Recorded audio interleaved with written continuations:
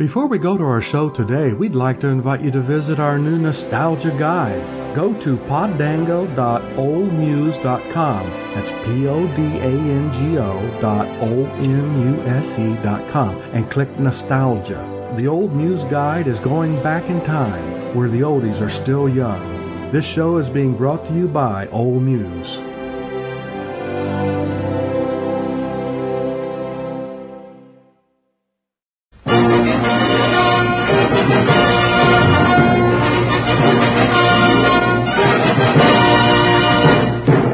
You are listening to a show on the Radio Nostalgia Network, which is also a member of the new Blueberry Network at blueberry.com. That is BLUBRRY.com. Don't touch that dial. There's excitement galore coming up in the next hour when you'll hear... Welcome to You Are There. With our team of historical journalists, we travel back into time to report historical events as they are occurring. With the use of modern time travel, you will experience historical events as no other has. Our team of time-traveling journalists report live and bring You Are There, each week. This is John Daly on a little sagebrush-covered mesa overlooking the mission Alamo. The besieged and completely surrounded garrison of Free Texans, less than 200 men, are still blocking the advance of Santa Anna's 3,000 Mexican troops into the heart of Free Texas. They still hold out, but it may be that on this morning of March 6, 1836, Santa Anna's troops will storm forward in their final all-out attack. For a short while ago, Santa Anna's cannon, which for 11 days have kept up a relentless bombardment of the Alamo, suddenly ceased firing. And there are signs of activity in the Mexican lines. Couriers began to dash to and from Santa Anna's headquarters. The Alamo, March 6, 1836. CBS is there. The defense of the Alamo. CBS asks you to imagine that our microphone is present at this unforgettable moment of Texas history. All things are as they were then, except for one thing. CBS is there.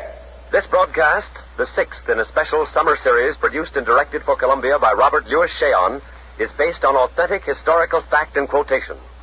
And now, The Alamo, March 6, 1836, and John Daly. Out before us, we wonder, as the whole world wonders, what is going on inside the Alamo.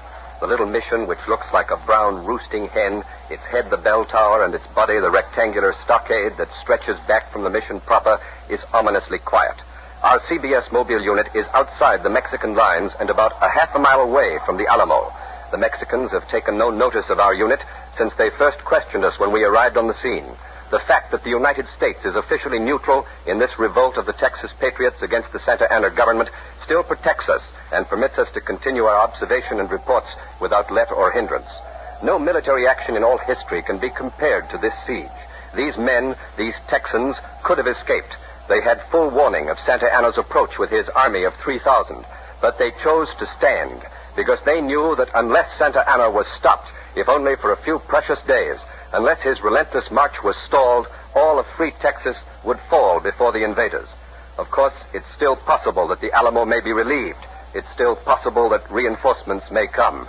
Involuntarily, we keep staring toward the east. Along the road, relief may come, must come, if it is to come, a road swept by a cold March wind. Actually, we know that the chances for relief are so small as to be practically non-existent. These Texans, these farm boys and trappers and cattle raisers, these lads who a few weeks ago were plowing fields and milking cows have almost overnight become soldiers. And meanwhile, one of the most puzzling aspects of the situation has been the continued silence of the portable radio transmitter we know to be inside the Alamo. Our technicians have been on the alert constantly, day and night, but so far we have not been able to get any signal from within the walls. Meantime, the panorama of battle stretches out before us. It looks like some toy battlefield, but we know it is real. The bodies of white-clad Mexican soldiers sprawled on the ground are real. The red blood flag denoting no quarter flies from Santa Anna's lines. Soldiers always say that waiting is worse than battle. We know what they mean now, but we will wait here. And this is John Daly, returning you to the temporary capital of this infant nation, Washington on the Brazos, and Ken Roberts. This is Ken Roberts inside the small, rude, unpainted building which houses the Free Texas Convention, or Consultation as it is called. That cold March wind John Daly spoke about is blowing on the browsers, too. And the windows of the building have been covered with canvas in an attempt to hold out the cold. The convention, which is working on the free Texas Constitution, is in recess. Most of the delegates are standing about in small, solemn groups. They're talking quietly and soberly of the news they've just heard from John Daly, the news that the final all-out attack on the Alamo may be impending. Mrs. Eliza Benson, who lives in the neighborhood, is here with me now. She has kindly consented to answer a few questions. Mrs. Benson, I understand you have a son with Lieutenant Colonel Travis at the Alamo. Yes, I have, Mr. Roberts. Well, how long has he been in the Army? Oh, not long. 2 weeks, maybe. We only been in Texas all told less than 3 months. Where did you come from, Mrs. Benson? From Indian Territory out near Independence Way. See, we had a few acres that Sam, my husband, bought from the land office. Uh-huh. And the Indians come and Sam was killed. We didn't have anything, not even a wagon. So I took my boy Philip and we walked down here. 250 miles. Sure was a long walk. Yes, it must have been. And now you have a home here in Texas? Well, we got some acreage near Goliad. But just when Philip was getting set to put in a crop, all this trouble started. All the young men went into the army, and Philip, he went too. Do you think those boys, Philip and the others, will be able to hold off Santa Anna? Well, I didn't know anything about that. Philip is where God put him. It's not for his mother or anyone else to decide such questions. But I know the men who are with him, Billy Travis, Colonel Boyd, David Crockett, and the other lads from our little town, other towns in Texas. They'll be doing what they should be doing. They'll be brave. Thank you, Mrs. Benson. I wish you could see these faces around me now. They're American faces, wind-bitten and square-jawed. The language is the language of the Tennessee hills, the Mohawk Valley, the farmlands, the old frontiers, the places you and I know. Although until 4 days ago, when the Texas Declaration of Independence was signed, this land had been politically foreign, it has long been culturally and physically allied to the United States. These people, these Texans, are the cousins and the brothers and the husbands of our own families. They are our kin. For example, the Texan, the typical Texan who's standing at our CBS microphone now. He's a tall, bony figure of a man in buckskin breeches and homespun shirt. He's grinning at the description. What is your name, sir? Smithwick. Noah Smithwick. And where is your home, Mr. Smithwick? Well, I got a parcel out San Felipe way. Well, where was your home before you came to Texas, Mr. Smithwick? Kentucky. Hopkinsville. And what brought you to Texas? Well, I reckon the same thing that brought the others. A chance to own some land, new start. Maybe just a kind of itch to haul up anchor and see some new ports. You talk like a Navy man. Well, I was one during the war against England. 1812. I see. Yeah, gunner's mate on the good old Constitution. Ironside, that was. Uh-huh. Yeah, I came home after the war and kind of couldn't get used to things, you know. And a fella come through town, he talked mighty big about this here place called Texas and said as how old Moses Austin got himself a whopping big grand of land and was offering farmland and some 400 acres of pasture to folks who'd come down this way. So pack up my kit and caboodle and come down. Well, did you get all that was promised to you, Mr. Smithwick? Got some. Well, is Texas what you expected it to be? Well, I reckon it's a mite different from what we was told it to be. How's that, sir? Well, this fellow who signed us up, he's a tolerable good liar, you know. Liar? Yeah. He said that there'd be no taxes, and he said as how the country was so full of game. Now, get this. Wild horses, turkey, and buffalo, that all one would have to do to get a meal is pitch a bowie knife over his left shoulder. And he said as how when you planted corn, you'd have to back up real fast so as the stalk wouldn't bash in the chin coming up. Terrible good lie. Well, Mr. Smithwick, how do you feel about what the boys at the Alamo are doing? Holding off Santa Anna, I mean. Giving Texas time. Oh, well, I tell you, I figure this way, Mr. Roberts. That's your name, isn't it? That's right, sir. Well, those boys, they kind of calculated what the situation was and did what they figured was needed. And it's a right grand thing they're doing, and we ain't forgetting that either. Those boys know what they're fighting for. Yes, I guess they do. Well, we got no more reason to be part of Mexico than we has to be part of China, you know. How's that, Mr. Smithwick? Well, we don't speak the same language, think the same way. And that ain't all. We've been doing our best, to mind our own business, asking precious little. But now what's happened? Well, I tell you, Steve Austin goes down to Mexico City to speak our cause, and Santa Anna smacks him into a dungeon for almost a year. Now tell me, is that how free citizens get treated in a decent country? Oh, I guess it isn't. No, you guess right. We ask for schools for our kids and little things like trial by jury and the right to speak a piece when we're in a mind to speak. Now, I know what the talk is how we're all of us here nothing but a crew of pirates and ruffians out to stir up trouble. Well, that just ain't so. We're plain ordinary God-fearing Excuse me, folks. Mr. Weaver. A rider has just entered the convention hall. His clothes are caked with mud. He looks tired. He looks as if he's ridden a long way and ridden hard. The men are crowding around him now, but he's pushing his way through to the desk. I'm going to try to get up to him. One side, please. Would you step aside, please? Get off that cable. Please, let me through. Please. Who is the rider, sir? Where is he from? Billy Travis from the Alamo. He's got a dispatch for General Houston. The rider is from the Alamo. He's come from the Alamo. General Sam Houston has just entered the hall. The rider is talking to him now. And there's Mr. Richard Ellis, the president of the convention. The news of the rider's arrival is spread all over. All the delegates are pouring in now. General Houston is reading the dispatch handed to him by the rider. It must be news from the Alamo at last. News from inside the Alamo. Now General Houston is talking to Mr. Ellis. He's pointing to the dispatch. Wait a minute. Just a moment. Mr. Ellis is raising his hand. He's pounding the button. Quiet, please. Please, quiet. Quiet. Gentlemen, we have here a dispatch from Lieutenant Colonel William B. Travis, commanding the garrison at San Antone de Bexar. General Houston has asked me to read it to you.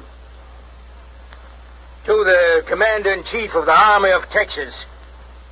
On the 23rd of February, the enemy in large force entered the city of San Antone de Bexar, which could not be prevented, as I had not sufficient force to defend my position.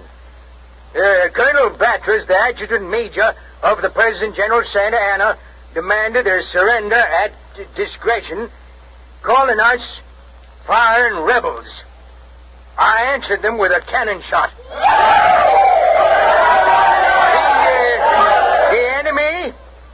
The enemy commenced a bombardment with a 5-inch howitzer, which, together with heavy cannonade, has been kept up incessantly ever since.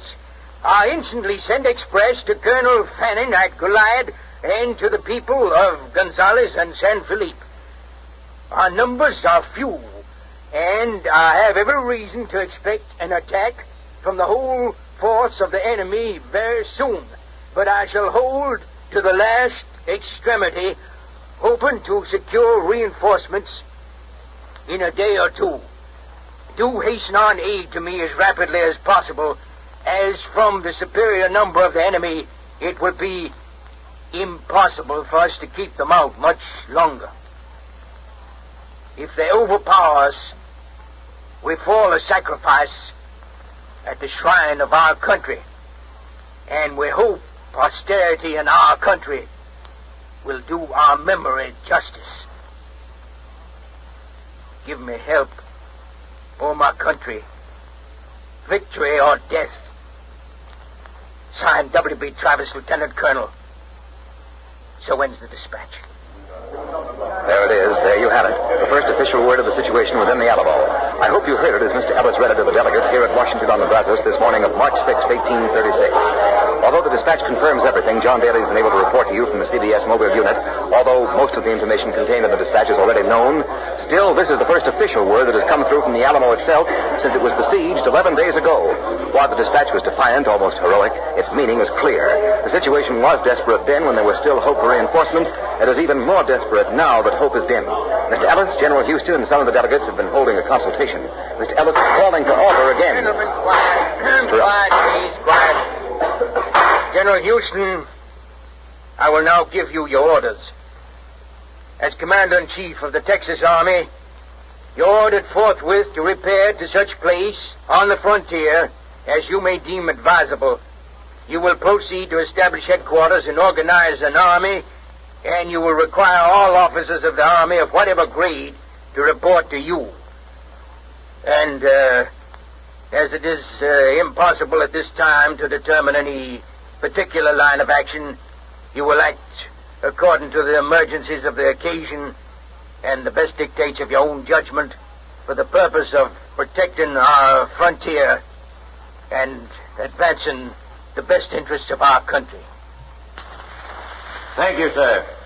Good day. You have just heard General Houston's orders as given to him by Mr. Ellis. The general has saluted Mr. Ellis now. He's coming this way, pushing his way through the delegates. They're shaking his hands, patting him on the back, and wishing him well. Oh, General Houston, this is CBS. Yes? General Houston, can you tell us anything about your plans? It is my intention to fight Santa Anna. But are you ready, sir? Is Texas ready to challenge, to fight the immense army of Santa Anna? When is Texas not ready to fight? What about the Alamo, General Houston? Can you tell us anything about the Alamo? Colonel Travis and his boys are standing at the Alamo for one purpose, to give me time to organize a defense against Santa Anna. They saw their duty. They did not waver. I will not waver in mine. Can you give us a message to the American people, General Houston? Yes. You heard the dispatch from Colonel Travis. He said, "Give me help, oh my country." Well, I say, volunteers from the United States for the Army of Texas will be welcome. I say to all red-blooded Americans, come to Texas. Come with a good rifle. And come soon. In the name of the men of the Alamo, liberty or death. Thank you, General Sam Houston, Commander-in-Chief of the Army of Texas. The General is leaving the building now, surrounded by the delegates. These people have placed their highest hopes in Sam Houston, the tight-lipped, broad-shouldered ex-governor from Tennessee, upon whose military skill their very lives are now dependent. Undoubtedly, the events that have happened here in the last few minutes have given John Daly, our CBS correspondent near the Alamo, the first official news of the situation inside the mission. So now, John Daly.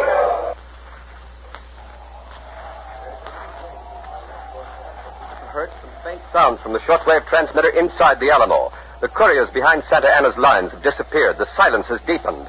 The wind continues to howl, and the first rays of the sun are now beginning to streak the battlefield before me. I can't tell you how deeply all of us here were moved by the reading of the message from Colonel Travis. As we heard his words, we were able to look down on the mission to see the pitiful inadequacy of its defenses. Less than 200 men against 3,000. The odds are staggering, and they become epic when you stop to think that they were chosen by the less than 200. I keep watching that road over which reinforcements must come. There's no sign of help, but there is something coming through by shortwave from the Alamo. We have a shortwave receiver tuned to their frequency, and the signal is clear. Let's listen to it. Lieutenant Colonel Travis, our garrison commander, has a message. Here is Lieutenant Colonel Travis.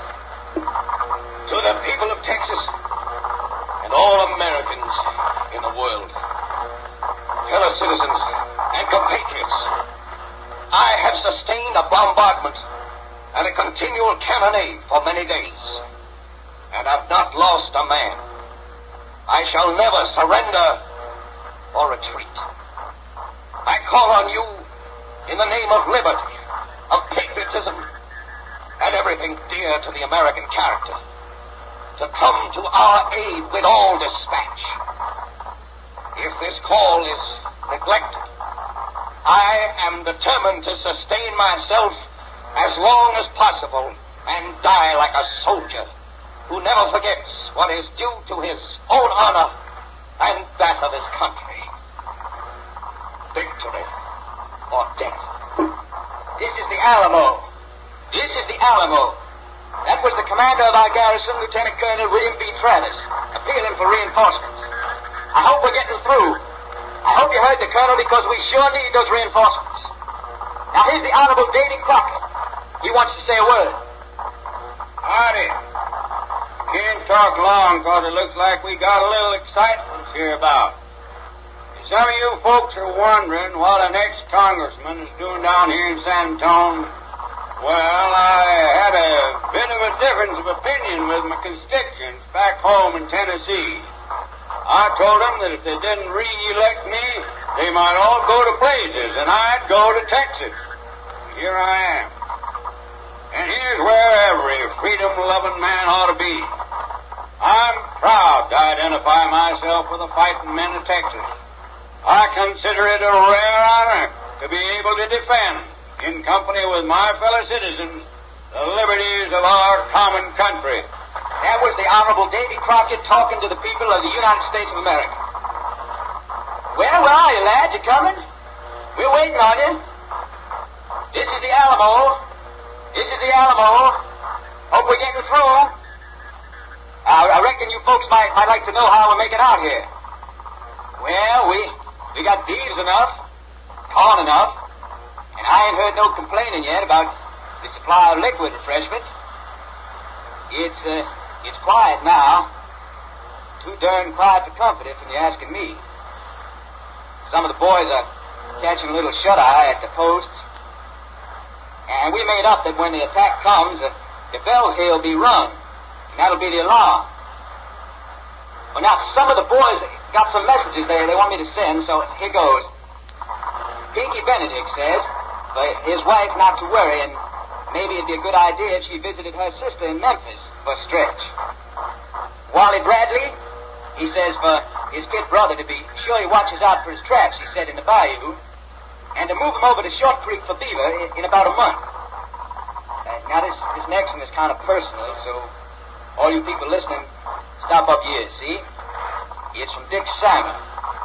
He says to his wife that he sure loves her a heap, and to kiss the baby for her. Kiss him for me, too, Mom.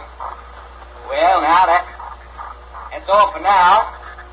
This is the Alamo signing off. We'll try to get back on the air again soon. Signing off. Signing off. You have just heard the first radio message direct from the Alamo. The convention on the Brazos must have heard it also, so back to Convention Hall and Ken Roberts. The impact of the message from the Alamo on the delegates assembled here was profound. They gathered around the radio and hung on every word.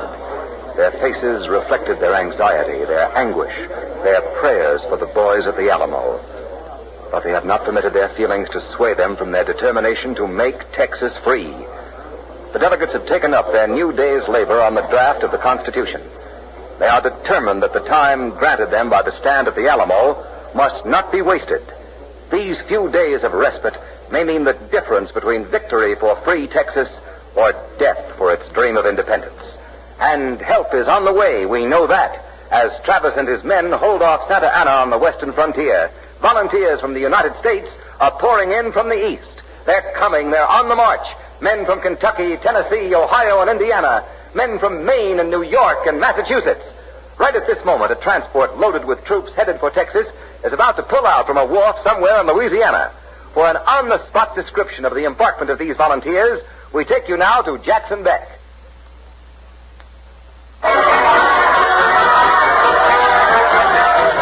This is Jackson Beck on the wharf in Louisiana. A crack regiment of militia, Colonel Thomas Watson commanding, is aboard ship and ready to sail for Texas.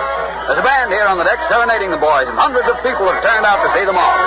I'm not permitted to give you their exact number, but I can tell you that the number is not meager, and the men are packed with fight.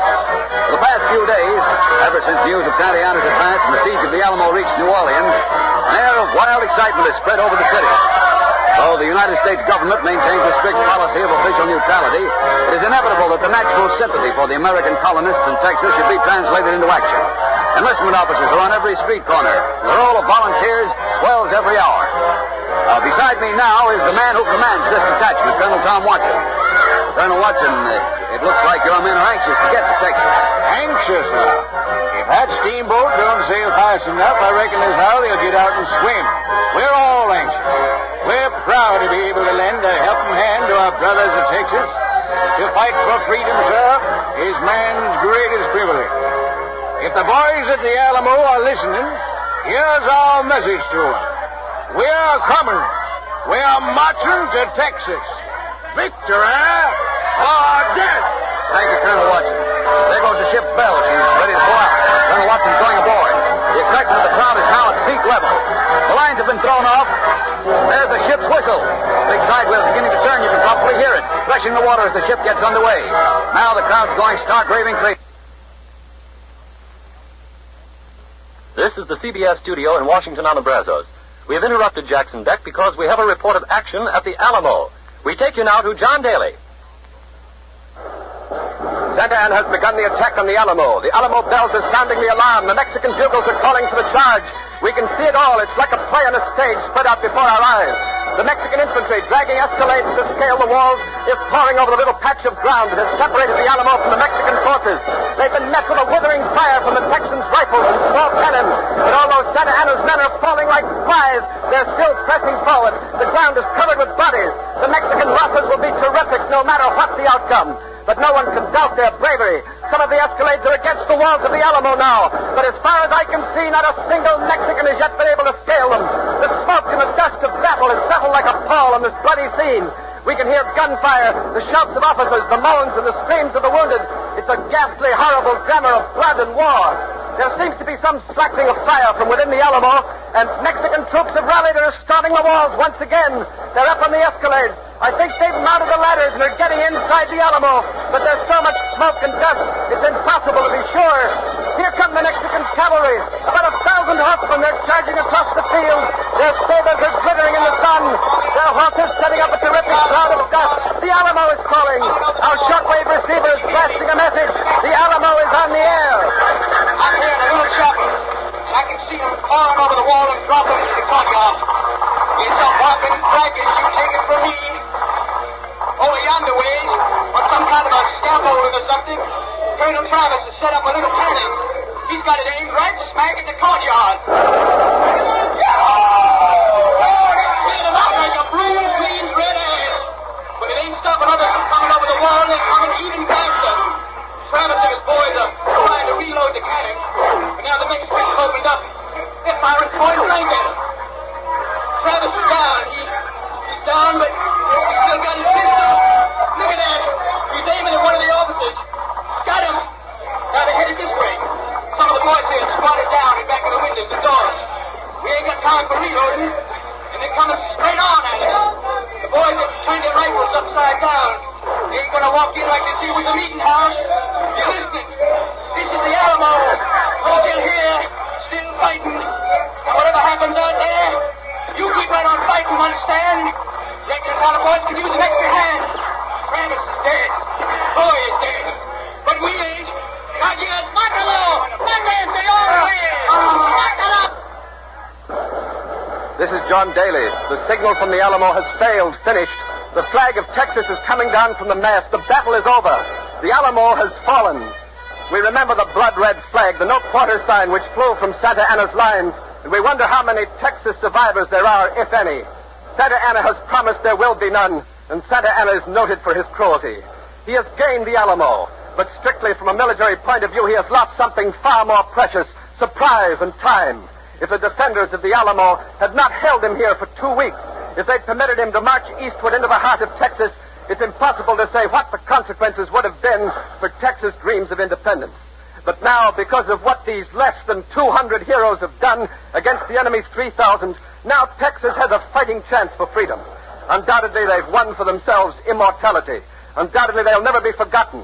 There will be others who will take their places. Of that you may be certain, for Texas has only just begun to fight. And at this very moment, General Sam Houston is gathering an army of volunteers, men who will soon be ready to take the field against Santa Anna, men who are even now dedicating themselves to avenging the slaughter here. Mexicans are still scaling the Alamo walls amidst the confusion of the littered battle. San Antonio, March 6, 1836. The Alamo falls, but Texas independence is saved. You have been listening to CBS Is There, the sixth in a special summer series of broadcasts of famous events. Next week, the Roman Empire, August 26, 79 A.D. Mount Vesuvius erupts and destroys Pompeii. CBS Is There. CBS Is There is produced and directed for Columbia by Robert Louis Cheon. Tonight's broadcast was written by Irv Tunick. Democracy isn't just a system of government. It's a doctrine of mankind. It teaches that the next fellow's as good as you, whether he's white or colored, Jew or Gentile. Some people with Nazi techniques are trying to sow the seeds of hatred and prejudice in America. America's no place for it. If someone runs down a neighbor's race or religion, remind him that he's out of joint with democracy. Help keep America democratic and strong. This is CBS, the Columbia Broadcasting System.